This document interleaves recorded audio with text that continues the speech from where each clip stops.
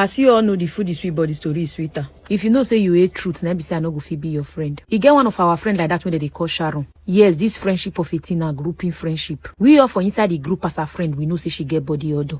And that now because Sharon no they like to use body roll-on or body spray. We don't try corner way to tell this girl, say, babe, you they use this thing. Anytime we bring her the discussion, she go say, I'm not a roll-on type of person. I'm not a perfume type of person. Now so roll-on, they roll my belly. Now so perfume, they perfume my eyes.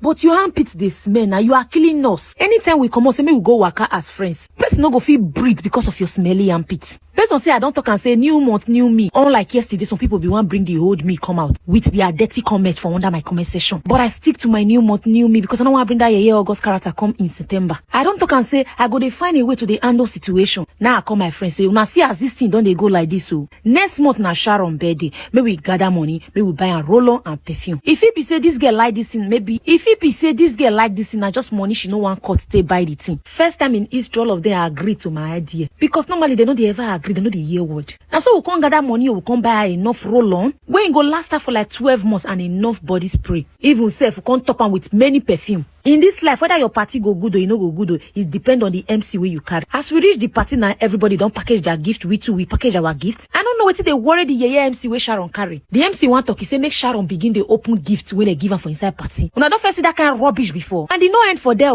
you go begin they give people mic, like people when bring the gift. Make you come they talk waiting you bring and why you bring the gifts. I don't know. Now this my big math we make we do.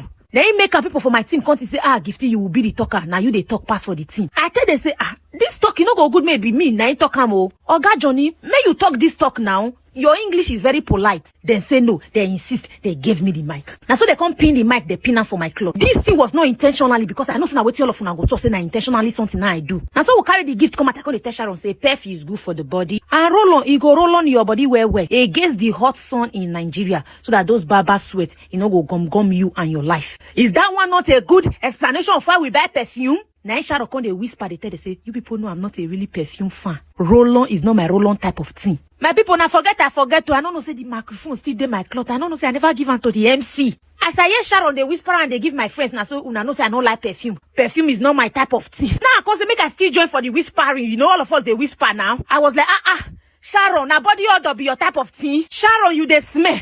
You they smell. Now only good friends go tell you say your mouth they smell for public. Anytime you do with us, you know they see the way with their own nose. Now your armpits now they smell like that. My people, I forget see as I they talk. Now mic I they use now the whole horn now they listen. I thought I was whispering, no. I really thought it. And so everybody come they shout, say, na true to true, Sharon they smell. But na Gifty today na bed they not here, not now. You did the right thing at the wrong place. I want to know say yeah na wrong place now.